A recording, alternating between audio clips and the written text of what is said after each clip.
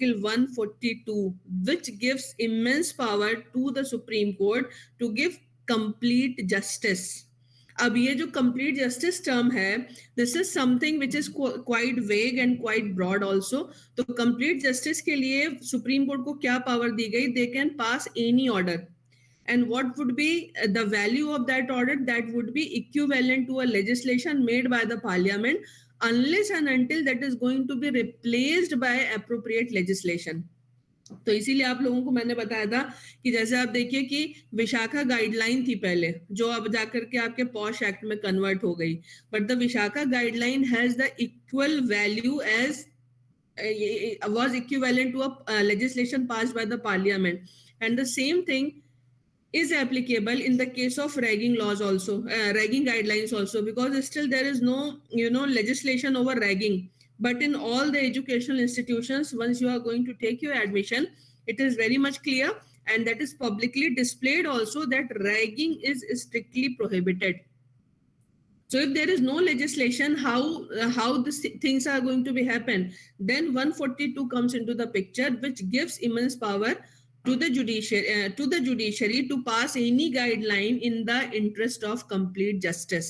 अब यहाँ पे जो confusion का reason होता है वो क्या होता है? आपने justice term use किया, complete justice use किया, बहुत सारी आपने चीजें use करी, but ये complete justice क्या होता है, या justice मतलब क्या होता है, या जब when there is a conflicting issues, then how basically we are going to ascertain that what is justiciable. मैंने हमेशा आप लोगों से एक चीज बोली है कि हमारे यहाँ पे पूरे एजुकेशन सिस्टम में एक चीज पे बात नहीं होती है, एंड वो होता है how to think. This is something which is very much important, that how to think. तो अगर आपको हाउ टू थिंक नहीं पता तो आप कुछ भी सोचते हो, और जो आप सोचते हो आपको लगता है यही सही है. इसीलिए आप एक चीज आज के समय में देखोगे, now the people are becoming more argumentative. Why? Because they don't know how to think. So they just believe in argumentation without realizing that whatever they are going to say, that has some substantial value or not. तो आज मैं आप लोगों को थोड़ा सा बताऊंगी कि एक्चुअल में जो मुझे समझ में आता है कि प्रोसेस ऑफ थिंकिंग कैसे होता है, और वो आपको कैसे अप्लाई करना चाहिए. I don't know how many of you are going to convince with it, but I personally believe, क्योंकि मेरी एक आदत है, अगर मैं आप लोगों से कुछ भी शेयर करती हूँ तो मैं उसको पहले खुद ट्राई एंड टेस्ट करती हूँ, और मैं जब कोई चीज नई इवॉल्व करती हूँ तो उसको भी लंबे समय तक प्रैक्टिस करने के बाद ही शेयर करती हूँ. तो I am just going to share this. पता नहीं आप लोग को कितना समझ में आएगा, आई डोंट नो, लेकिन मेरी आपसे ये रिक्वेस्ट है कि जब आप इसको सुनिए तो अपने दिल और दिमाग में एक सामंजस्य बना करके सुनना, और सुनने के साथ साथ आप इसको जितना आप शांति से सुनोगे और जितने अपने प्री कंसीव्ड नोशन से उनको निकाल करके सुनोगे, ये आपको उतना ही समझ में आएगा. ये बिल्कुल वैसे ही है जैसे भरे हुए घड़े में आप और पानी नहीं डाल सकते, उसमें अगर पानी डालना है ना तो उसको पहले खाली करना पड़ता है. तो जो आपके दिमाग में जो भी हो उसको आप निकालना और पहले इसको सुनना. और यहाँ पे इसको बताने का मेरा एक मेन पर्पज ये है कि most of the time we have no realization और no self realization. Self realization ही से आपकी अंडरस्टैंडिंग डेवलप होती है, पर जब हम सुबह उठते हैं से लेके रात में दोबारा सोने तक हमें एक चीज बिल्कुल मिसिंग होती है, and that is the self realization. And what is the meaning of self realization, कि हम क्या हैं, हम क्यों हैं, हमें कैसे सोचना चाहिए, हमें क्या करना चाहिए, जो हम करते हैं उसका क्या पर्पस होना चाहिए. तो जब भी मैं फिलोसफी की बात करती हूँ, the best part of the Indian philosophy is it evolve from the internal process. ये इंटरनल प्रोसेस से इवॉल्व होती है. तो जब आप इसको जानोगे, क्योंकि इसको जानने से फायदा क्या होता है, it gives you a clarity of thoughts, because it is working on this particular concept, that how basically your mind, your heart and body is performing different kind of functions.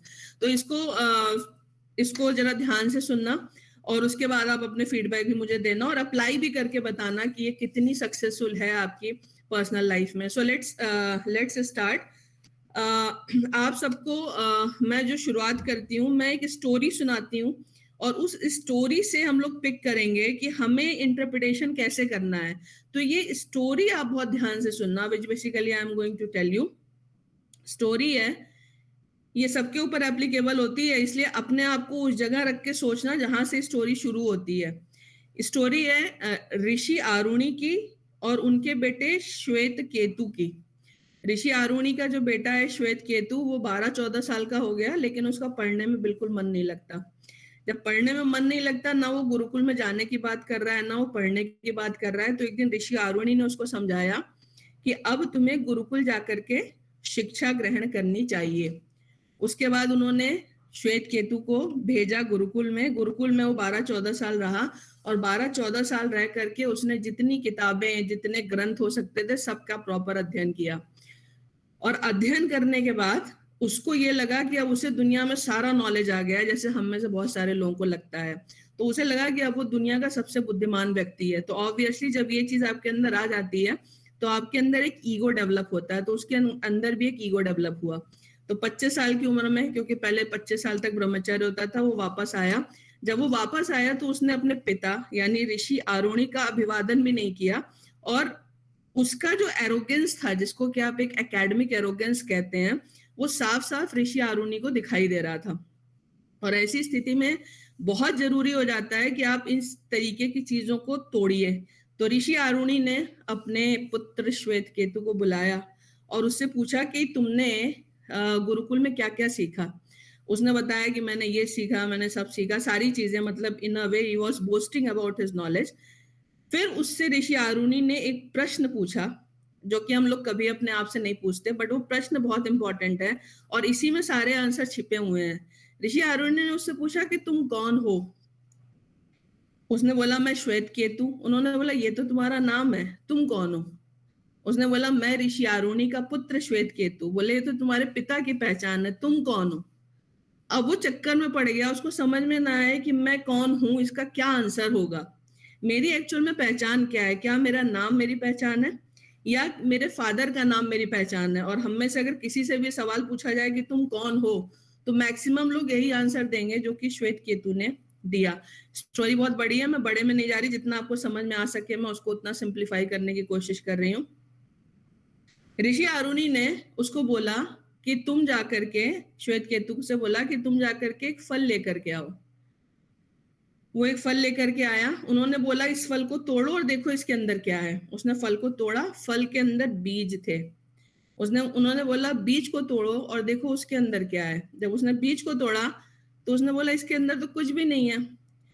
तो ऋषि आरुणि ने बोला कि इसके अंदर जो तुम्हें कुछ नहीं दिख रहा है, इस बीज को बोने से उसी कुछ नहीं से एक नए वृक्ष का उत्पत्ति होगी। और यही जो तुम्हें कुछ नहीं दिख रहा है, वही हजारों फलों में और लाखों बीजों में फिर से प्रकट होगा, अनेक करोड़ों लाखों बीजों के फॉर्म में। तो ये जो अदृश्य है, यही मैं हूं और यही तुम हो। तत्व मसी आप लोगों ने सुना होगा, वो तत्व मैं हूं और वही तत्व तुम हो। अब ये बड़ा इंपॉर्टेंट है कि ये जो तत्व मसी है यार, यही जो मैं हूं और वही तुम हो, ये एक्चुअल में है क्या। मैंने आप लोगों से पहले भी एक चीज डिस्कस करी थी कि हम जब भी जिंदा रहते हैं, हमें कभी रियलाइजेशन नहीं होता कि एक दिन हमारी डेथ होगी। और जब डेथ होती है तो एक्चुअल में कैसे होती है, क्या चीज निकलती है कि आदमी मर जाता है। तो ये जो अदृश्य है, जो कि उस पेड़ में है, फल में है, फूल में है, हर जीव में, यही हमारे अंदर भी है। और यही तत्व को जो है एक अदृश्य तत्व माना गया। इसीलिए जब आप लोग right to freedom of speech and expression पढ़ते हैं, तो उसमें एक बड़ा जोर होता है हमें जानने का अधिकार है, पर हम क्या जानना चाहते हैं। जब किसी से भी ये पूछो ना तुम क्या जानना चाहते हो, उसको नहीं पता कि एक्चुअल में वो क्या जानना चाहता है। तो पुराने समय में जब आप इंडिया में स्पेशली जब नॉलेज की खोज देखेंगे, तो वो खोज वो इसी अदृश्य की खोज है कि आदमी यही जानना चाहता है कि ये अदृश्य चीज है क्या। और ये अगर आप देखोगे, आप में से बहुत सारे लोगों ने सर्न लेबोरेटरी के बारे में सुना होगा, जिसका कि एक्सपेरिमेंट जो है फ्रांस और स्विट्जरलैंड के बॉर्डर पे हो रहा है। क्योंकि अब वैज्ञानिक परेशान हो चुके हैं। अगर आप पूरा अभी अवेयर हो गए तो आपको पता होगा कि इनकी बिग बैंग थ्योरी जो है ये गलत साबित हो चुकी है। और ये डस्ट पार्टिकल थ्योरी, यानी पूरा ब्रह्मांड और हर एक जीव जंतु एक ही पार्टिकल से, एक ही तरीके के पार्टिकल से बने हुए हैं, ये अब नई डस्ट पार्टिकल थ्योरी है। यानी जो चट्टान में है, जो पेड़ में है, और जो जानवर में है, वही हमारे अंदर है। और इसका अगर आप बेसिक फॉर्मुलेशन आप देखोगे, या आपको अगर केमिस्ट्री का आइडिया होगा, तो सर्न लेबोरेटरी में जो कर रहे हैं, उन्होंने क्या किया, बॉडी आपके पंच तत्व से बनी हुई है। पंच तत्व किससे बने हुए हैं, पानी का आपको पता है H2O होता है। एक सिंपल सा मैं एग्जांपल दे रही हूँ। मॉलिक्यूल से बने हुए हैं, मॉलिक्यूल एटम्स से बने हुए हैं, एटम्स आपके इलेक्ट्रॉन प्रोटॉन न्यूट्रॉन से बने हुए हैं, फिर आप चलते चले जाओ फोटोन पे पहुंच जाते हो। पर फोटोन से आगे क्या? क्योंकि उनको ये नहीं समझ में आ रहा है कि जब सब चीजों का कॉन्स्टिट्यूशन एक है तो कुछ चीजें जीवित, कुछ चीजें जीवित हैं और कुछ चीजें जीवित क्यों नहीं है। और जब सबका कॉन्स्टिट्यूशन एक है तो सबके कैरेक्टरिस्टिक एक दूसरे से अलग कैसे हैं। जैसे मैं भी इंसान हूँ, आप भी इंसान है, हम सब इंसान है, हमारा बेसिक कॉन्स्टिट्यूशन और बॉडी स्ट्रक्चर अगर सेम है तो कौन सी चीज है जो हमारे थॉट प्रोसेस को एक दूसरे से अलग करती है। और इसके लिए जब आप देखोगे कि सन लेबोरेटरी में वो खोज रहे हैं कि जीवन का वो मूल सूत्र क्या है, तो करते करते करते करते वो थक चुके हैं, 10 साल मेरे ख्याल से हो चुके हैं, उनको कुछ रिजल्ट नहीं मिल रहा, तो अल्टीमेटली जाकर के उन्होंने उस अदृश्य पार्टिकल का नाम भी गॉड पार्टिकल ही रखा, क्योंकि उनको समझ में नहीं आ रहा है कि ये है क्या। और उसी सन लेबोरेटरी के बाहर जब आप देखोगे तो एक बड़ी सी ऋषि की एक मूर्ति है, वो ऋषि है ऋषि कणाद, जिनको हमें पढ़ाया नहीं जाता और जिनके दर्शन का नाम है वैशेषिक दर्शन। ऋषि कणाद ने वैशेषिक दर्शन में, कभी आप पढ़ना है, कभी मैं आपको बताऊंगी कि एक विशिष्टता कोई चीज कैसे हासिल करती है, या हर एक चीज का जो विशिष्ट कैरेक्टर होता है उसको कैसे आइडेंटिफाई करते हैं, इसके बारे में उन्होंने बताया है। और एक जो रदरफोर्ड की थ्योरी आप लोगों ने पढ़ा होगा, 1s2 2 2s2 2s2 2p6 3s2 3p6 3 4 3d10, ये सब चीजें जो आपने पढ़ी हैं, ये रदरफोर्ड से पहले अगर आपको कहीं मिलती है तो कणाद की थ्योरी में मिलती है। इसलिए सन लेबोरेटरी के बाहर ऋषि कणाद की वो मूर्ति लगी है। अब मैंने आपको ये सारी चीजें क्यों बताई? ये मैंने आपको इसलिए बताई कि ये जो अदृश्य जिसकी बात ऋषि आरुणि कर रहे हैं, इसी की बात आपका गॉड पार्टिकल करता है। ये क्या है, ये कहाँ से आता है, ये कैसे एक बॉडी से कनेक्टेड होता है, इसके बारे में अगर आप पढ़ते हो तो आपको सांख्य दर्शन बताता है। तो ये क्या कहता है? ये कहता है कि जो अदृश्य शक्ति है इसको कहते हैं सुप्रीम कॉन्शियसनेस, और ये इसको दर्शन शास्त्र में पुरुष कहते हैं, और प्रकृति कहते हैं जिस शरीर के अंदर ये प्रकट होता है। प्रकृति का मतलब जो भी चीज प्रकट है, तो ये उसमें प्रकट होता है। प्रकट होने के साथ साथ यानी एक सुप्रीम कॉन्शियसनेस आपकी बॉडी में एंटर करती है, और वो आपके शरीर में मन से त्रिगुण के थ्रू जुड़ी होती है। ये बड़ी इंपॉर्टेंट थ्योरी है, क्योंकि इसी से लॉ का एक्चुअल में इंटरप्रिटेशन होता है। जैसे मन का मतलब क्या होता है, आप मुझे सुन रहे हो लेकिन मन कहीं और है। खाना खा रहे हो, आपको खाने का स्वाद नहीं पता चलता अगर आपका मन कहीं और है। तो एक्चुअल में आप गवर्न जो है अपने मन से होते हैं। ये आप देखते हो ना, माँ बाप कहते हैं बच्चा दिन भर पढ़ता रहता है, इसका मन ही नहीं लगता, इसको कुछ समझ में ही नहीं आता। आपको भी लगता है कि दिन भर हम पढ़ते तो हैं पर हमें आउटपुट क्यों नहीं मिलता, मेरा मन बहुत इधर उधर भागता है। तो ये मन एक्चुअल में क्या होता है?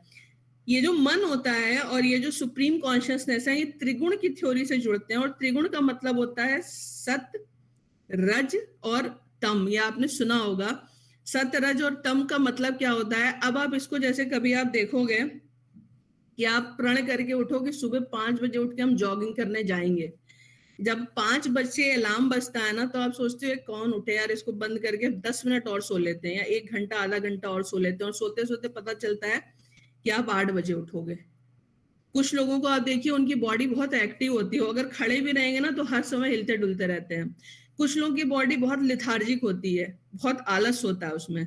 तो जब आप इन 3 गुणों को देखोगे तो इसमें बेसिकली 3 आधार पे बटा होता है। इसमें बीच में आपका रज होता है, एक तरफ सत्व होता है जो ऊपर की तरफ है, और दूसरी तरफ तम होता है जो नीचे की तरफ है। तो ये जो आपका होता है ना कि अरे कौन उठे, जो हमेशा आलस में पड़े रहते हैं या जिनका कुछ करने का मन नहीं करता, उनके अंदर तम की प्रधानता होती है।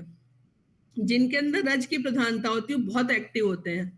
एक्टिव होने का मतलब है वो फिजिकली भी एक्टिव होंगे, मेंटली भी एक्टिव होंगे, हमेशा हिलते डुलते रहते हैं, बहुत एनर्जेटिक बॉडी होती है उन लोगों की, और हमेशा काफी एक्टिव वो बातें भी करते हैं काफी एक्टिवली है। जैसे बहुत लोग बहुत जल्दी बोलते हैं। उसके ऊपर आपका सत्य होता है, उनकी पर्सनालिटी में एक स्थिरता होती है, वो शांत रहेंगे, वो कम बोलेंगे, और किसी भी स्थिति से उनको बहुत ज्यादा फर्क नहीं पड़ता। पर वो आलसी नहीं होते हैं, सिर्फ आपको उनकी पर्सनालिटी में गंभीरता दिखाई देती है, वो सत्व का तत्व होता है। अब इसका लॉ में क्या उपयोगिता है, आप ये सोचोगे, तो मैं आपको बताती हूँ कि इसकी लॉ के इंटरप्रिटेशन में कैसे इसको यूज करते हैं। जो तम का व्यक्ति होता है या जिसके अंदर तम की अधिकता होती है, वो 2 चीजें सोचेगा।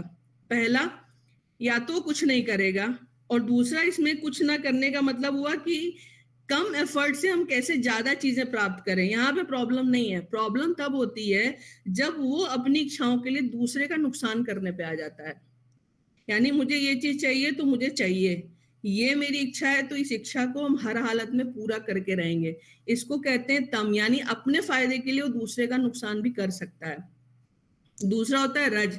रज का जिसके अंदर प्रधानता होती है वो क्या करेगा, वो अपने बारे में सोचेगा, अपने बारे में अच्छा सोचेगा, लेकिन वो दूसरे का नुकसान नहीं करेगा, वो अपने में मस्त रहेगा। तीसरा होता है सत्व। सत्व की निशानी क्या होती है, ऐसा व्यक्ति बहुत उदार होता है, हमेशा दूसरों के बारे में सोचता है और अपनी अपने आप को कॉम्प्रोमाइज करता है या अपनी इच्छाओं को कॉम्प्रोमाइज करता है दूसरों की भलाई के लिए। तो ये जो तीन तत्व होते हैं, इसी में आपका पूरी दुनिया जो है बटी हुई है। जो आपका क्रिमिनल लॉ है वो बेसिकली इसी तम को कंट्रोल करता है। जैसे मुझे किसी की गाड़ी चाहिए, हम खरीद नहीं सकते तो चुरा लेंगे। किसी की प्रॉपर्टी चाहिए, क्रिएट नहीं कर सकते तो उसको मार देंगे। ये क्या है, ये तम है। यानी अपना इंटरेस्ट इतना बड़ा हो गया कि बाकी सारे इंटरेस्ट आपके लिए सेकेंडरी हो गए। इसीलिए आप एक बात आप याद रखना, कई बार आप कुछ लोगों से मिल लो, आप जैसे सोसाइटी में जनरल परसेप्शन होता है, हम सब इन चीजों को डे टू डे लाइफ में देखते हैं पर हमें इसका रियलाइजेशन नहीं है। जैसे आप किसी से मिलो, अरे उनसे मिलके बहुत अच्छा लगा, किसी से आप मिलो, कह रहे कौन मिले यार, बेकार आदमी, 1 मिनट बात कर लो ना तो दोबारा बात करने का मन नहीं करेगा। एक होता है उसके बारे में लोग बोलते हैं मस्त आदमी यार, अपने में मस्त रहता है, किसी से कोई लेना देना नहीं। ये 3 स्टेटमेंट और 3 तरीके के लोग हम अपनी लाइफ में लगातार देखते हैं, ठीक है। पर हमें ये रियलाइजेशन नहीं है कि वो कौन सी चीज है जो इन तीनों को एक्चुअल में एक दूसरे से अलग करती है। तो तीनों को, ये 3 गुण जो हैं वो एक दूसरे से अलग करते हैं। और इसमें ऐसा नहीं है कि एक गुण एक व्यक्ति में होता है, तीनों में, तीनों गुण हर एक व्यक्ति में होते हैं। कभी कोई चीज, जैसे मान लीजिए आप कभी एक्टिव हैं, बहुत ज्यादा एक्टिव रहते हैं, कभी आपका मन करता है आज सोने का मन कर, आज नहीं उठेंगे, तो आप जो है रज से तम में चले गए।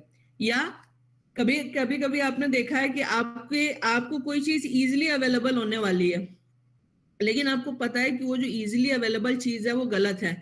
अब आप हमेशा देखना कि एक्चुअल में आप भीतर से कभी भी एक नहीं होते, हमेशा आपके अंदर 3 चीजें बात करती हैं। एक जो आपसे कहेगी कि यह गलत है, तो क्या हुआ, दुनिया गलत करती है, हम भी करके अपना फायदा ले लेंगे। दूसरी होती है जो कहती नहीं गलत है, नहीं करना चाहिए, क्योंकि इससे जो है एक हम गलत प्रेसिडेंट, मैंने कभी गलत नहीं किया तो एक गलत प्रेसिडेंट की हम शुरुआत करेंगे। दूसरा होता है, तीसरा होता है जो कहता है कि नहीं, इसको करने से ना सबका नुकसान हो जाएगा, भले मेरा फायदा हो जाए, तो इतने सारे लोगों का नुकसान करके मैं अपना फायदा नहीं कर सकता। ये जो कहता है कि नहीं, इतने लोगों का नुकसान मैं अपने फायदे के लिए कैसे कर दूं, ये सत्य है। दूसरा जो कहता है कि नहीं मेरा फायदा हो जाएगा, दूसरे का कहाँ नुकसान हो रहा है, ये रज है। जो कहता है कि नहीं, अपने फायदा, मुझे अपना फायदा देखना है, किसी का हो या ना हो, ये तम है। तो ये जो आपको क्या चीज जो डिराइव करती है ना किसी चीज को करने के लिए, इसी को आप आईपीसी में इंटेंशन के रूप में जानते हैं। यही इंटेंशन है कि व्हाट वाज इंटेंडेड। तो इंटेंडेड में आप देखोगे कई बार कि हमेशा ध्यान से अगर आप सोचो तो, अगर मान लो किसी ने किसी की जान को बचाने के लिए, आप देखते हो आईपीसी के जनरल एक्सेप्शंस में भी बड़ी हानि को कम करने, बड़ी हानि को रोकने के लिए आपने छोटी हानि कारित कर दी, तो आपने ज्यादा लोगों का भला किया, बिना कम लोगों के नुकसान के नहीं हो सकता था, तो इसलिए कम लोगों का नुकसान किया, इसीलिए वो जस्टिसेबल है, ठीक है ना। लेकिन आपको कोई जरूरत नहीं थी, आपने डाका डाला, चोरी करी, अपहरण किया, ये प्योर अपराध है। क्यों? क्योंकि यहाँ पे ये अपराध आपने किसी के लिए नहीं किया, सिर्फ आपने अपने लिए किया है। तो ये जो पूरा का पूरा लीगल सिस्टम होता है, अगर आप इसकी ध्यान से एनालिसिस करोगे तो इसका पर्पस आपको तम से रज या सत्व की तरफ पुश करना होता है। जब भी करप्शन किया, सिर्फ अपने बारे में सोचा, नोट ही नोट भरे हुए हैं घर में, किसको लूटा, सबको लूट करके अपने यहाँ इकट्ठा कर लिया। प्रिवेंशन ऑफ करप्शन एक्ट, समझ में आया ना आपको। क्रिमिनल कॉन्ट्रैक्ट एक्ट में ब्रीच किया, ब्रीच करके पैसा भी ले लिया, सामान भी नहीं डिलीवर किया, अपने बारे में सोचा। इंटरप्रिटेशन किस किस तरफ होगा, उस तरफ होगा जहां पे कि आप उसको तम से सत्व की तरफ ले जाओ, या रज की, सत्व की तरफ ले जाने का मतलब है कि किसी का नुकसान करके अपना फायदा अगर आपने किया है तो वो आपको नहीं करने देना है, ठीक है ना। तो ये जो 3 इंटरप्रिटेशन है, इसमें आप लॉ का कोई भी केस फिट कर दो, आपको हमेशा मिलेगा कि जो अच्छे जजमेंट हैं वो हमेशा तम से सत्य की तरफ आपको ले जाते हैं। तो अगर आपके सामने कोई फैक्ट आता है और फैक्ट की आपको एनालिसिस करनी है कि इसमें जजमेंट कैसा होगा, तो आप पहले ये देखोगे कि तम का मतलब हुआ कि इसमें किसका बेनिफिट हो रहा है, किसका इसमें लॉस हो रहा है, और सत्य का मतलब होता है कि सबसे ज्यादा फायदा किस चीज में है, लोगों का।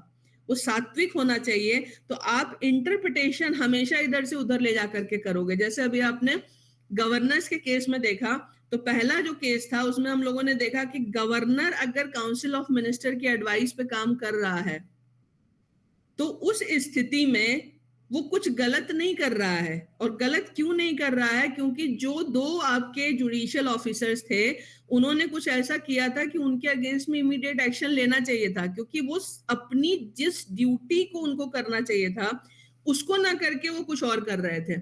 तो यहाँ पे जो गवर्नर का डिसीजन है वो अकॉर्डिंग टू द कॉन्स्टिट्यूशन है, क्योंकि जब आप एक कॉन्स्टिट्यूशनल सेटअप में आ जाते हो तो ये सत्य जो होता है ये आपका कॉन्स्टिट्यूशन हो जाता है, और इसकी जो स्पिरिट होती है इसी की तरफ आपके लेजिस्लेशन या कॉन्स्टिट्यूशनल इंटरप्रिटेशन को जाना चाहिए। तो वहां पे अगर इंटरप्रिटेशन प्रोविजन कॉन्स्टिट्यूशन की स्पिरिट के अकॉर्डिंग है तो गवर्नर ने एडवाइस पे काम किया। लेकिन जो एमपी स्पेशल पुलिस एस्टैब्लिशमेंट का आपने केस देखा, उस केस में क्या है कि अगर गवर्नर काउंसिल ऑफ मिनिस्टर की एडवाइस पे चला जाता है तो इसका मतलब आप लोगों को करप्ट होने का लाइसेंस दे रहे हो, सिर्फ इसलिए कि गवर्नर काउंसिल ऑफ मिनिस्टर की एडवाइस से बाउंड है। तो अगर आप ये इंटरप्रिटेशन करते हो तो आप यहाँ पे अगर इन तीन गुणों को अपना करके देखोगे तो तुम्हें ये समझ में आएगा आपको कि यहाँ पे अगर आप इसको प्रोटेक्ट कर रहे हो ना तो आप तम को प्रोटेक्ट कर रहे हो, क्योंकि इनके एक्शन ने उन मेजॉरिटी लोगों के फेथ को, उन मेजॉरिटी लोगों के इंटरेस्ट को ब्रीच किया जिसके लिए इनको इलेक्ट किया गया था। तो अनड्यू एनरिचमेंट का इनका काम था कि जब ये सेवक थे, पब्लिक सर्वेंट थे, ये एमएलए थे या मिनिस्टर थे, तो ये सबके इंटरेस्ट के बारे में सोचते, लेकिन इन्होंने अपने इंटरेस्ट के बारे में सोचा। इसलिए अब गवर्नर को यहाँ पे स्टेप इन करना चाहिए और इंटरप्रिटेशन या अपनी पावर को एक्सरसाइज कैसे करना चाहिए, तम से सत्य की तरफ। और तम से सत्य की मतलब इनकी ड्यूटी अगर सबके लिए काम करने की है तो ये अपने बारे में नहीं सोच सकते। तो काउंसिल ऑफ मिनिस्टर मुझे चाहे जो एडवाइस करे, मेरा डिसीजन ये होना चाहिए कि अगर ये गलत है तो ये पनिश हो। फिर से आपकी त्रिगुण थ्योरी। तो एक्चुअल में क्या होता है, जब भी आप सत्य की रज और तम को देखोगे, जो कि जजेस को भी नहीं पता कि कैसे इंटरप्रेट करते हैं, बस वो कर देते हैं, सही गलत का मोटा मोटा अंदाजा है उसकी बेसिस पे, बट फंडामेंटल सोर्स क्या है उसके बारे में कोई नहीं सोचता। तो यहाँ पे एक चीज आप याद रखिएगा, जो पूरा जस्टिस सिस्टम होता है या पूरा जो गवर्नेंस का मॉडल होता है उसका बेसिक पर्पस है इंडिविजुअलिज्म से कलेक्टिविज्म की तरफ जाना। इंडिविजुअल इंटरेस्ट को आप इतना प्रोमिनेंस नहीं दोगे कि कलेक्टिव इंटरेस्ट आपके कॉम्प्रोमाइज हो जाएं। तो पूरा का पूरा जो आपका जुडिशियल इंटरप्रिटेशन होता है उसका पर्पस सत्य का संरक्षण होता है, क्योंकि सत्य को ही नेचर प्रोटेक्ट करती है। और जब आप नेचुरल लॉ की बात करते हो ना कि नेचुरल लॉ क्या होता है, तो नेचुरल लॉ का मतलब ही होता है जो प्रकृति के अनुसार होता है, जो प्रकृति के नियम के अनुसार होता है। और प्रकृति का नियम बेसिकली क्या है? प्रकृति का नियम है, पहली बात, वो कभी सेल्फ सेंटर्ड नहीं होती, वो ड्यूटी सेंट्रिक है, वो दूसरों के भले के लिए चलती है। पानी का अपनी एक धर्म है, उसका धर्म है आग बुझाना, प्यास बुझाना। अग्नि का एक अपना धर्म है, हर चीज अपने कर्म को करती है। वायु का अपना धर्म होता है, वायु जब अपने धर्म को छोड़ करके पोल्यूट हो जाती है ना तो उसी ऑक्सीजन को, उसी हवा को सूंघ के लोग मर जाते हैं। क्या छोड़ा उसने? उसने अपना धर्म छोड़ा, या हमने छुड़वा दिया, जो भी है। पानी अगर जहरीला और लोग पी के मर जाते हैं, क्या छोड़ा? पानी का धर्म है प्यास बुझाना और स्वच्छ रहना। वो गंदा हुआ तो लोग मर गए। पानी ने क्या छोड़ा? अपना धर्म छोड़ा। इसीलिए इंडिया में जो धर्म की बात की गई, वो धर्म का मतलब होता है आपका अलॉटेड ड्यूटी। तो पूरा का पूरा जो इंटरप्रिटेशन है लॉ का, या जो पूरा का पूरा सिस्टम होता है, वो जब आप नेचुरल लॉ ऑफ जस्टिस, जिसको मैं बार बार आप लोगों को बोलती हूँ कि लोग कहते तो हैं कि these are the principles of the natural law of justice, but they don't know that what is the laws of the nature. तो लॉज ऑफ द नेचर का मतलब होता है आप नेचर को कॉपी करो और आप ध्यान से 10 मिनट सिर्फ अकेले में बैठ के देखो कि नेचर कैसे सोचती है या कैसे ऑपरेट करती है। दुनिया की मैक्सिमम लीगल थ्योरीज आपको अपने आप क्लियर हो जाएंगी। तो सत्व का मतलब क्या हुआ? सत्व का मतलब जिसमें सबका हित है। पूरे सिस्टम का मतलब पर्पस क्या है? उस सत्व का संरक्षण करना। इसीलिए जब आप इस देश को देखते हो तो आप इसको बड़े आराम से समझ सकते हो। रावण, उसके अंदर उसका मैं बहुत बड़ा है। सीता के लिए उसने अपने पूरे परिवार को खत्म कर दिया, वो तम का प्रतीक है। कंस, अपनी सगी बहन को जेल में डाला और हर तरीके के अत्याचार किए, सिर्फ अपने बारे में सोचा, वो तम का प्रतीक है। दुर्योधन, अपने स्वार्थ के लिए इतना बड़ा युद्ध करा दिया, द्रौपदी को अपमानित किया अपने अहंकार के लिए, वो तम का प्रतीक है। और सत्य में आप किसको देखते हो? भगवान राम सत्य में है, क्योंकि उन्होंने दूसरों के लिए ही अपना पूरा जीवन लगाया।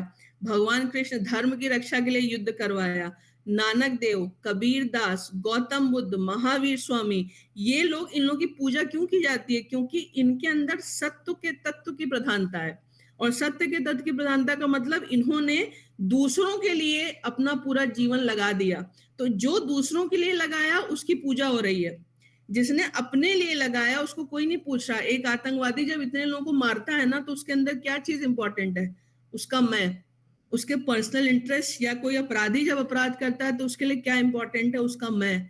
कोई करप्ट आदमी करप्शन करता है तो उसके लिए क्या इंपॉर्टेंट है? उसका मैं। तो आप हमेशा किसी भी लॉ को अप्लाई करके देख लो, उसका बेसिक पर्पस इस मैं को खत्म करके सबकी तरफ आपको ले जाना है। ये लीगल इंटरप्रिटेशन की बेसिक थ्योरीज है। जो जजमेंट या जो लॉज जो हैं इस तरीके से इंटरप्रेट किए जाते हैं कि आपको यहां से वहां लेकर के जाएं, वो इंटरप्रिटेशन हमेशा एक्यूरेट और सही होते हैं। लेकिन जो भी इंटरप्रिटेशन आपको इंडिविजुअलिज्म की तरफ लेकर के जाए, बोले नहीं सिर्फ आप ही सबसे ज्यादा इंपॉर्टेंट हो, वो लॉन्ग टर्म में बैकफायर करते हैं। इसीलिए आप एक चीज देखोगे, पूरी यूरोपियन कंट्रीज में आजकल जो प्रॉब्लम चल रही काफी लंबे टाइम से, वहां पे बड़े समय तक इंडिविजुअल फ्रीडम की बात की गई। इंडिविजुअल फ्रीडम का मतलब क्या था? आप इसको देखना, इंडिविजुअल फ्रीडम का मतलब क्या हुआ? यूरोप में जब पैसा आया, वो पैसा यूरोप में बेसिकली आया सेकेंड आपके सॉरी इसके इंडस्ट्रियल रेवोल्यूशन के बाद। पैसा लोगों ने देखा, लोग में एक रिच क्लास बढ़ा, लोगों की अर्निंग बढ़ने लगी, तो वो ना इंडिविजुअल लिबर्टी में बहुत ज्यादा चले गए। वहां धीरे धीरे क्या हुआ? हम शादी नहीं करेंगे, सोसाइटी का कॉन्सेप्ट खत्म हो गया, लोग एब्सोल्युटली ऑटोक्रेटिक हो गए।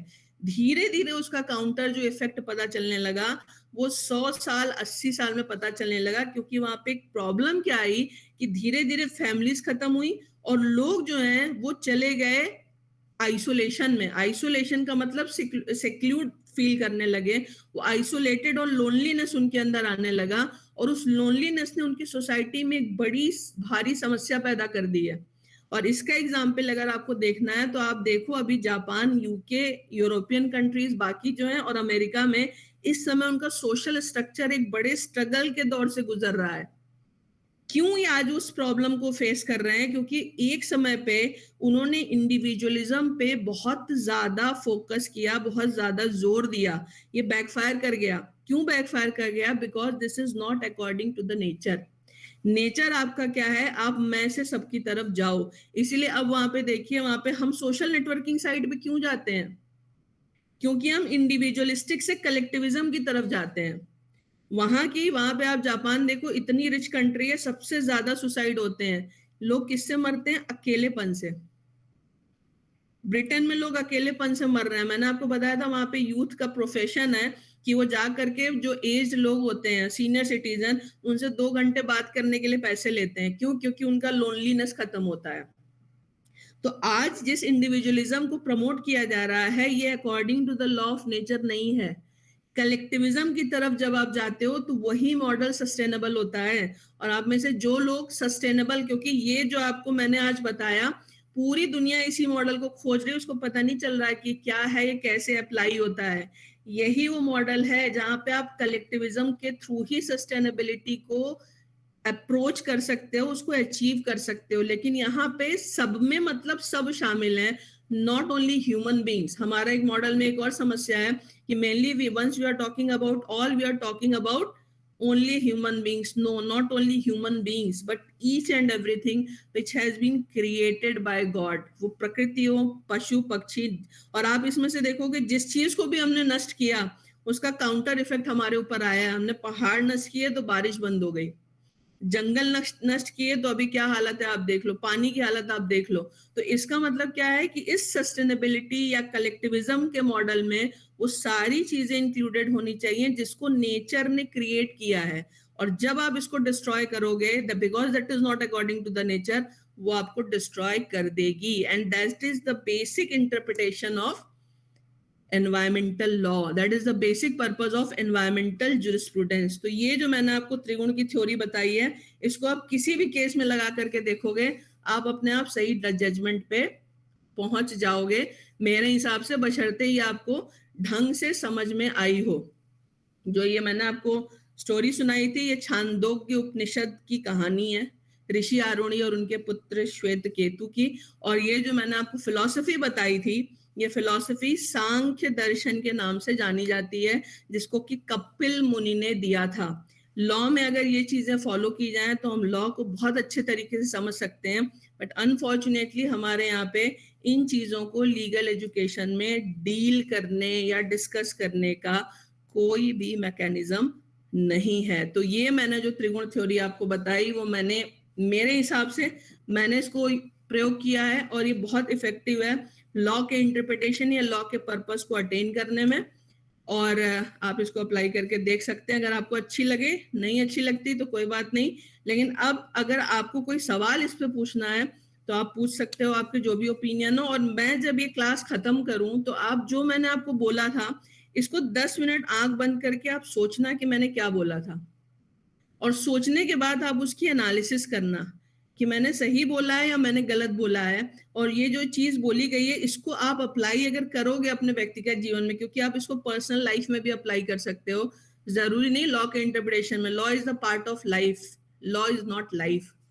तो अगर आप अपने जीवन में भी इसको अप्लाई करोगे तो आपको बहुत सारी चीजें क्लियर हो जाएंगी।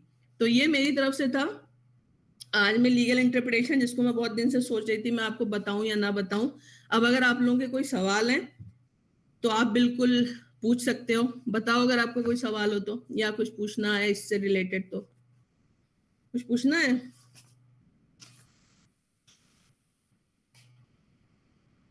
सो गए क्या तुम लोग? नहीं मैम। ये जो थ्योरी आपने बताई मैम थ्योरी आपने बताई, तो मैम इसको फूड से जो हम खाते हैं मैम, उससे कैसे इसका रिलेशन है? किससे? तो कहते हैं कि जैसा हम जो ये तीनों गुण आपने बताया मैम, तो जो हम फूड वो कंज्यूम करते हैं, उससे इसका कोई रिलेशन है कि जैसा हम फूड में भी जैसे कुछ तामसिक वो होते हैं? हाँ बिल्कुल है, बिल्कुल इसका रिलेशन है। जैसा आहार वैसा व्यवहार, ये बिल्कुल इसका वो है, क्योंकि आप जो फूड खाते हो ना, उसका 5 लेवल पे एब्जॉर्प्शन होता है। उसको कभी हम और बताएंगे, क्योंकि 5 लेवल ऑफ एब्जॉर्प्शन में तो क्वालिटी ऑफ फूड होती है, वो एक उसका जो लास्ट लेवल होता है वो आपके तेज या आपके ऑरे को क्रिएट करती है।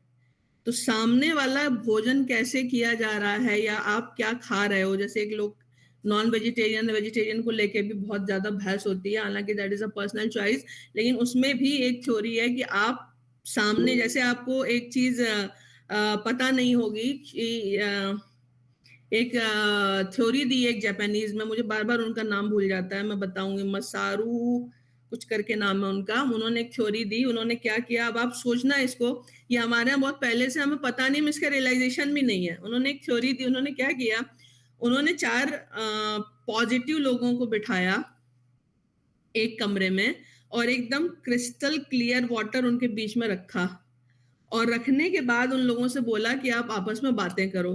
पॉजिटिव लोग थे मसारू इमोटो, वो पॉजिटिव लोग थे, उन्होंने पॉजिटिव बातें करी, और बातें करने के बाद उस पानी को उन्होंने -32 पे फ्रीज किया। फ्रीज करने के बाद उन्होंने उसके क्रिस्टल देखे, तो क्रिस्टल बहुत ही सुंदर आए। इसी प्रयोग को उन्होंने 5 निगेटिव लोगों के साथ किया। आदमी जैसा होता है वैसी बातें करता है। फिर उस पानी को उन्होंने -32 पे फ्रीज किया, जो क्रिस्टल आए वो बहुत ही गंदे आए। इसकी बेसिस पे वो एक निष्कर्ष पे पहुंचे, और निष्कर्ष क्या था कि water absorbs energy. If you are going to create a positive energy, the water is going to create beautiful crystals. But if you are going to talk negatively, the shape of the crystals is very shabby, बहुत गंदा है वो. तो इसी चीज को उन्होंने बताया. इसीलिए आप ये देखोगे कि जल हम लोग जब बोलते हैं तो किसी भी आप पूजा पाठ है कुछ भी, हर धर्म में पानी को बहुत पवित्र माना जाता है. चाहे वो क्रिश्चियनिटी हो, चाहे वो इस्लाम हो, हिंदुइज्म में तो बहुत ही बिना जल के कुछ नहीं होता. और आप देखो, आपको चरणामृत दिया जाता है जब आप जाते हो तो मंदिरों में जल दिया जाता है. उसका बेसिक पर्पस होता है वो एनर्जी जो वहां से वो वाटर एब्जॉर्ब करता है. सेम चीज आपके खाने को लेकर के भी है कि खाना जो बना हुआ भी खाना होता है वो आपकी एनर्जी को एब्जॉर्ब करता है. इसीलिए आप लोग देखना, हम लोग जैसे कहते हैं ना मम्मी के हाथ का खाना बहुत अच्छा होता है, तो मम्मी के हाथ का ही खाना क्यों अच्छा होता है? क्योंकि सबसे ज्यादा खुश होकर के वही खाना बनाती हैं, तो उनकी एनर्जी भी उसमें जाती है, ना कि सिर्फ वो मैकेनिकल प्रोसेस जो फॉलो किया जाता है. तो ये जो आहार की बात हम लोग कर रहे हैं ना, आहार में जैसे जो नॉन वेजिटेरियन को काउंटर किया जाता है, वो कहा जाता है कि चूंकि आप किसी को मार रहे हो तो उस क्रुएलिटी को फूड एब्जॉर्ब करता है, और जब उस क्रुएलिटी को एब्जॉर्ब करेगा और आप उसको खाओगे तो आपकी बॉडी के लिए वो अच्छी नहीं होती. और दूसरा रीजन ये होता है कि आपके डाइजेस्टिव सिस्टम में वो काफी लंबे समय तक, इसीलिए कच्चा खाने पे ज्यादा जोर दिया जाता है, जितना आप कच्चा खा सको, जैसे फल हो गया या दालें हो गई, क्योंकि जो बाहर जल्दी नहीं सड़ता वो अंदर भी जल्दी फर्मेंटेड नहीं होता, लेकिन जो बाहर जल्दी खराब हो जाता है वो अंदर भी जल्दी खराब हो जाता है. इसीलिए आयुर्वेदिक सिद्धांत में कहा जाता है कि अगर आप नॉन वेजिटेरियन फूड खाते हो तो आपका पेट उसको जल्दी डाइजेस्ट नहीं कर पाता और वो कई दिनों तक आपके स्टमक में ही पड़ा रहता है, और फिर वो अलग अलग तरीके की प्रॉब्लम क्रिएट करता है. एक तो ये है, और दूसरा जो मैंने आपको अभी एनर्जी का कॉन्सेप्ट बताया मसारू इमोटो का, यही कॉन्सेप्ट इंडिया की फूड हैबिट्स में भी फॉलो होता है. लेकिन हम इन चीजों को मानते नहीं, क्योंकि हमें लगता है जो चीजें दिख रही बस वही एग्जिस्ट करती हैं, लेकिन एक्चुअल में ऐसा नहीं है. क्योंकि अगर आप जा करके अभी नासा को पढ़ोगे तो आपको पता चलेगा कि जो एनर्जी यूनिवर्स में है उसकी 75 एनर्जी डार्क एनर्जी होती है, जो कि एक्चुअल में हमें दिखाई नहीं देती. और वो एनर्जी जो है अभी भी हमें हवा नहीं दिखाई देती, पर हवा होती है. हमें फोन की आपके टावर्स की रेडिएशंस या उसके वेव्स नहीं दिखाई देती, पर वो होती हैं. और आप में से जो लोग भी फिजिक्स पढ़ते हैं आपको तो बहुत अच्छे से पता होगा कि वेवलेंथ का कॉन्सेप्ट कैसे काम करता है, और विबग्योर जो आप पढ़ते हो उसके पहले और उसके बाद जो वेवलेंथ होती है वो कैसे हमें नहीं दिखाई देती हैं. ये सारी चीजें आपको मालूम है. तो हमारे यहाँ पे इनविजिबल चीजों पे बहुत ज्यादा काम हुआ. यही जो है बेसिकली डिफरेंस है इंडियन नॉलेज सिस्टम और बाकी नॉलेज सिस्टम में. यहाँ पे आप सूक्ष्म से बाहर की तरफ जाते हो और वहां पे आप बाहर की तरफ से बाहर की तरफ ही रह जाते हो. तो ये जो सुप्रीम कॉन्शियसनेस का रियलाइजेशन है ये उनको भी है, ऐसा नहीं है, लेकिन वो उसको डिकोड नहीं कर पा रहे हैं क्योंकि उनको उतना नॉलेज नहीं जितना यहाँ के लोगों को था.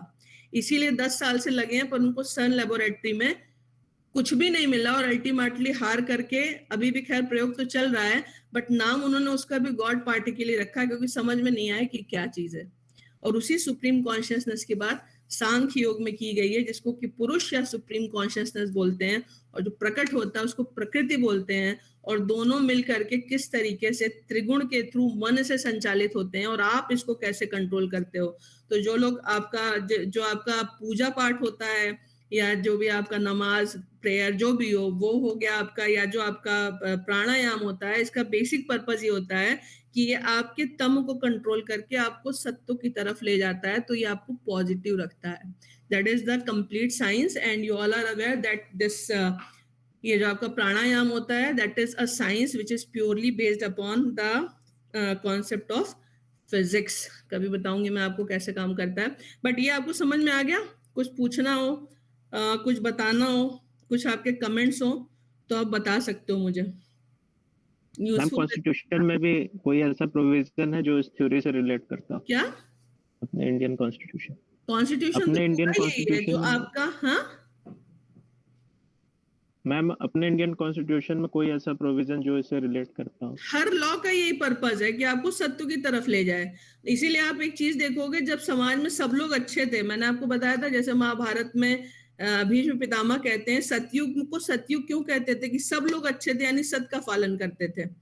त्रेता में क्या हो गया, आप सत्य से रज की तरफ आए तो आपको रावण मिला जो अपने बारे में सोचता था. वो बल्कि जो है तम की, और जब आप द्वापर तक आओगे तो आप रज से और सत से और ज्यादा तम की तरफ आओगे। और जो आपका कलयुग है ये प्योर तम है, क्योंकि यहाँ पे हर आदमी सबसे पहले अपने बारे में सोचता है। इसलिए यहाँ पे लोगों को अंदर आपको शांति नहीं दिखती, हर आदमी परेशान है, क्योंकि सिर्फ अपने बारे में सोच सोच करके आप एक्चुअल में अपने लिए कुछ भी अच्छा नहीं कर सकते। और यही समस्या है जिसका लोगों को रियलाइजेशन नहीं। इसलिए आप दुनिया के अलग अलग कंट्रीज को देखो, ये उसके साथ लड़ रहा है, वो उसके साथ लड़ रहा है, वो उसको मारने के लिए तैयार है, सिर्फ एक ही पर्पज है, बस हम रहें और किसी को नहीं रहने देना।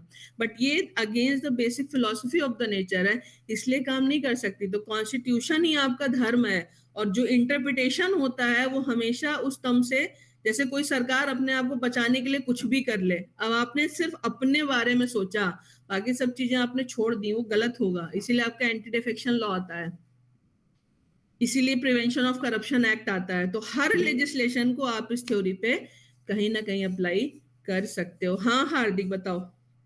मैम एक छोटा सा सवाल है मैम, इंडियन सिस्टम काफी ज्यादा फिलोसफिकल चीजों पे ज्यादा निर्भर मतलब एम्फेसिस देता है, वेयर जो वेस्ट है वो बहुत ज्यादा। हाँ चलो तुम सवाल पूछो अपना। मैम मेरा बस यही सवाल है कि प्रैक्टिकल आउटपुट में वेस्टर्न कंट्रीज बहुत ज्यादा रिलाई करती हैं, वेयर जो इंडियन सिस्टम है वो थोड़ा सा उन चीजों पे उतना ज्यादा रिलाई नहीं करता, जैसे आपने भी पॉइंट्स रखे। तो वो मुझे ये जानना है कि why there is a difference. नहीं, रिलाई नहीं करते, नहीं उनको मालूम ही नहीं है, उनको मालूम नहीं है, इसीलिए वो क्या करते हैं ना, वो एक्सपेरिमेंट कर करके फेल होते हैं। Right. हमारे यहाँ जो नॉलेज सिस्टम है ना, उसका ओरिजिन जो है ना वो स्पिरिचुअलिटी है, and spirituality in itself is a complete science. आपको मालूम है हार्दिक, वहां जो उन्होंने कणाद की मूर्ति ऐसे ही लगा दी होगी क्या सन लेबोरेटरी के सामने? Yes, वो एक्सेप्ट कर ही नहीं सकते थे। एक आदमी इतने हजारों लाखों साल पहले एक एटम का स्ट्रक्चर बता के चला गया, मॉलिक्यूल के बारे में बता के चला गया, कैसे? तब तो कोई आपके माइक्रोस्कोप भी नहीं होते थे, कैसे देखा होगा? या फिर अभी आप देखो आजकल तो बहुत सारी चीजें चल रही, वाल्मीकि रामायण में जो चीजें उसकी मैपिंग करी गई, अभी तक पूरी दुनिया को नहीं समझ में आ रहा कि वो शॉर्टेस्ट रूट कैसे पता था उनको। भगवान राम भी जब जो है नासिक से लेकर रामेश्वरम तक गए तो उन्होंने शॉर्टेस्ट रूट लिया है। जब कोई सैटेलाइट नहीं है, इतनी कम आबादी, तो शॉर्टेस्ट रूट उनको कैसे पता था? और इसकी मैपिंग की गई। अगर आप लोग को मेरी बात पे यकीन हो, जर्मन्स ने इस पे प्रॉपर स्टडी करी है और वो नहीं समझ पा रहे हैं कि कैसे है। आपका राम सेतु तो आप देखिए उनको समझ ही में नहीं आ रहा नासा को कि बना कैसे है। तो इसका मतलब उनके जो स्पिरिचुअल साइंस था ना, वो इतना ज्यादा एडवांस था जिसको आज का साइंस नहीं तोड़ पा रहा। और आप में से अभी देखना, आप लोग को कुछ एक्सपेरिमेंट मिलेंगे जो ये लोग खोज रहे हैं ना कि धरती के बाहर कहाँ जीवन है, उसके लिए वो इंडियन टेक्स्ट की मदद ले रहे हैं कि कितनी कितनी दूर पे, क्योंकि हमारे यहाँ हमारे अलावा किसी ने इसकी बात ही नहीं करी कि यहाँ पे ब्रह्मलोक होगा, फलाना ढमाका लोक होगा, सिर्फ यहाँ पे सोचा गया, उसके बारे में लिखा गया, उसकी डिस्टेंस को मेंशन करके यूनिवर्स को क्रिएट कर रहे हैं। आप देखना उनके यहाँ एक एक्सपेरिमेंट चल रहा है इस पे। पर वो स्पिरिचुअल साइंस जो है वो हमें, क्योंकि हमारा जो लेवल ऑफ थिंकिंग है वो बहुत शैलो है, तो उस लेवल पे हम कैसे, अभी भी ऐसा मुझे तो लगता है अभी भी इस देश में 100% ऐसे लोग होंगे, लेकिन अब मुश्किल और बहुत कम है, मतलब कम चांसेस है ऐसे लोगों के होने के। लेकिन इसीलिए वो क्या करते हैं, वो साइंस से जो है चीजों को टेस्टिफाई करते हैं, और हर बार उनका साइंस फेल होता है, और हर बार एक कदम। अभी तक वो कोरोना वायरस को नहीं बता पाए कि क्या है। समझ रहे हो मेरी बात? यस मैम, बट इतना ज्यादा रिच है इंडिया साइंटिफिक नॉलेज में, बट स्टिल अभी वो लैक कर रहा है बहुत ज्यादा। कहाँ हमने छोड़ दिया ना, अब कहाँ रिच है, हमें कहाँ पता है? जी मैम, हमें पता कहाँ है? हमारा तो जो आपका ये तुम्हारा नालंदा तक्षशिला सारे नष्ट हो गए। ब्रिटिशर्स आ करके अपने काम की चीजें उठा करके ले गए, बहुत सारी चीजें नष्ट कर दी गई। हमें जो सिस्टम एजुकेशन का दिया गया, मैं तो बोलती हूँ, मैं लॉ में क्यों नहीं पढ़ाई जाती है थ्योरीज, पर वो नहीं पढ़ाएंगे। क्यों? क्योंकि कोई चाहता नहीं कि आप सच जानो। और जैसे आपने अभी बताया वही चीजें पता लगी। जैसे अभी आपने बताया तो ऐसी चीजें पता लगी, अदरवाइज हमको ऐसी चीजें पता भी नहीं। अरे मुझे हम लोग को कोई, मैंने तो आज तक नहीं सुनी थी, वो तो पता नहीं मुझे क्या है, मुझे नेचुरल इंटरेस्ट है इन चीजों की तरफ, तो मैं खोजती रहती हूँ। और मुझे लगता है कि अगर आप इन चीजों को अप्लाई करो ना, तो मैक्सिमम चीजें तो आपकी ऐसे ही सॉल्व हो जाएंगी। अब उनको नहीं समझ में आता कि आज भी आप देखना, श्लोक है हमारे यहाँ की 48 मिनट में जो है 3 बार सूरज की रोशनी धरती से टकरा के वापस जाती है। 8 मिनट लगते हैं आने में, 8 दूनी 16, 16 से 48, पूरी पूरी दुनिया का विज्ञान परेशान है कि इनको कैसे पता कि लाइट की स्पीड क्या होती है। अब बताओ आप। महाभारत में भी जो वेद व्यास ने कौरवों का जो बर्थ उनको जन्म किया था, वो भी तो इन विट्रो फर्टिलाइजेशन कंसेप्ट से किया था। एग्जैक्टली और अभी भी आप देख लो, आपको जो राम मंदिर का जजमेंट आया, राम की बर्थ को प्रूफ किया गया और उस समय ग्रह नक्षत्रों की स्थिति सेम है, उन्होंने कितना एक्यूरेट गणना करी है। और आपका जो हम लोग 10 रुपए के पंचांग में आज भी जो लेते हैं कि तब चंद्र ग्रहण होगा, फिर कितनी बड़ी गणना है, आप सोच सकते हो, इसको दुनिया में कोई नहीं कर सकता। पर वो कोई विज्ञान है जो हमसे छूट गया और हमने उसको जो है धर्म का कलर दे करके ना उस नॉलेज सिस्टम को फेंक दिया है। और अगर इसको हम 2% भी जान पाए ना, मतलब मैं तो आउट ऑफ इंटरेस्ट करती हूँ, आप में से भी कुछ लोगों का इंटरेस्ट हो तो आप इस पे काम करो, आपकी सारी लीगल थ्योरी से लेकर साइंटिफिक थ्योरीज डिकोड हो जाएंगी।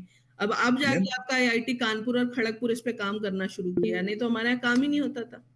मैम ट्राई तो करते हैं, बट जो जैसे जो कुछ पंडित फैमिली है ना, ये क्या करते हैं, मतलब ये कुछ चीजों को दूसरे लोगों को पता लगने नहीं देते। नहीं, एक तो ये रीजन तुम्हारा सही है, हम एग्री। और दूसरा रीजन इसमें एक ये है ना कि इसको जानने के लिए ना आपका भी कुछ एक अलग लेवल होना चाहिए, वरना ये सर के ऊपर से निकलती है। अभी जैसे मैंने ही बताया, मुझे नहीं पता तुम में से कितने लोग को ये चीज समझ में आई, और हर ने इसको अलग अलग लेवल पे जाके समझा होगा।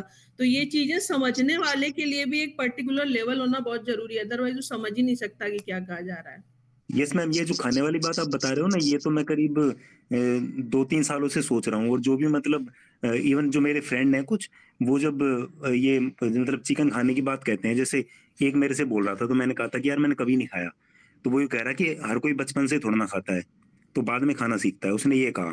फिर मैंने उससे कहा नहीं खाते हैं लोग, मैंने तो हम लोग तो फिर मैंने उससे कहा कि देखो मतलब कोई भी चीज है, बोलते हैं कि हाँ खाना चाहिए, ये करो वो करो, बट फिर मैंने उसे जैसे आपने जैसे समझाया, दुनिया में एक अकेली कंट्री ये है जहाँ पे खाने का विज्ञान है। आप देखना, अभी जो चाइनीज वाला हुआ था ना आपका वेट मार्केट का, आप जरा जाके देखो, पढ़ो उसको। दुनिया में खाने का विज्ञान ही नहीं कि हमें क्या नहीं खाना चाहिए, उनको पता ही नहीं है। और यहाँ की जो सबसे बैकवर्ड ट्राइबल कम्युनिटीज, जिनको हम कह के सबसे बैकवर्ड का टैग हमने लगा रखा है ना, वो भी इतनी साइंटिफिक है कि उनको मालूम है कि उनको क्या चीज कैसे खानी है। आप जाके अंडमान में जारवास को देखो, अभी वो सबसे, या ग्रेट अंडमानीज को देखो, आपको एक भी डेथ और एक भी बीमारी खाने के कारण नहीं मिलेगी। और इतना एडवांस चाइना पता नहीं क्या खा के सारे मर रहे हैं, पूरी दुनिया को भी मार रहे हैं।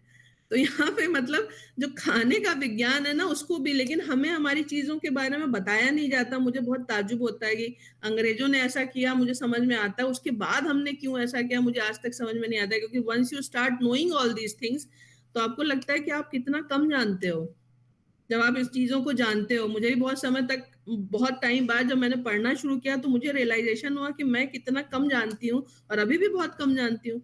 तो मुझे तो खैर जो आता है मैं कोशिश करती हूँ मैं शेयर करूँ, ताकि आप में से जिसका इंटरेस्ट हो आप लोग भी पढ़ो, क्योंकि यही जो है असली जो है नॉलेज के सोर्सेज हैं, रिसोर्सेज हैं, जिसको कि अगर हम आगे एक्सपैंड करें तो इसमें, और मेरा जो आकलन है कि बहुत जल्दी दुनिया में एक नए मॉडल की खोज बहुत तेजी से होने वाली है, और वो मॉडल निकलेगा यहीं से, उसके अलावा कोई मॉडल दे नहीं सकता। तो हम लोगों को इसके बारे में सोचना चाहिए। एनीवेज, और कुछ तो नहीं ना मैम? जो आपने ये भी लेवल ऑफ अंडरस्टैंडिंग वाली बात करी थी, ये तो जैसे जब हम श्रीमद् भगवद गीता पढ़ते हैं तो उसमें भी ये त्रिगुण और सारी चीजें हैं, तो उसमें भी श्री कृष्ण ने खुद ने भी ये चीज, हाँ मैं यही बोलने वाली थी। मुनियों में कपिल मुनि और योग में दर्शन में सांख्य योग हूँ। तो पूरा दर्शन ही, दर्शन शास्त्र भागवत गीता का सांख्य योग पे बेस्ड है प्राइमरली, और इसीलिए वो एक बार में बहुत लोगों को समझ में भी नहीं आता कि कह क्या रहे हैं। यस मैम, तभी उसमें भी श्री कृष्ण ने ये साफ साफ ये चीजें बोली हुई हैं कि तुमको ये सारी चीजें तुम कितनी बार भी पढ़ लो, जब तक एक लेवल ऑफ अंडरस्टैंडिंग तुम एक अचीव नहीं कर लेते हो, तब तक तुम्हें ये बिल्कुल समझ नहीं आएंगी। हमारे यहाँ तो इस पे भी वो है प्रश्नोपनिषद, जब आप देखोगे ना तो उसमें गुरु कहते हैं, शिष्य जब सवाल पूछते हैं वो कहते हैं कि मैं बता तो दूं तुम्हें जवाब, पर तुम्हें अभी समझ में नहीं आएगा। पहले तुम, दो चीजें इंपॉर्टेंट है, पहले प्रश्न कैसे पूछते हैं ये सीखो, और दूसरा उत्तर जो तुम्हें बताया जाए पहले उसको समझने लायक बनो। और ये भी एक बहुत इंपॉर्टेंट चीज है, इसीलिए पहले लेवल को उठाया जाता है और फिर बड़ी चीज बताई जाती है।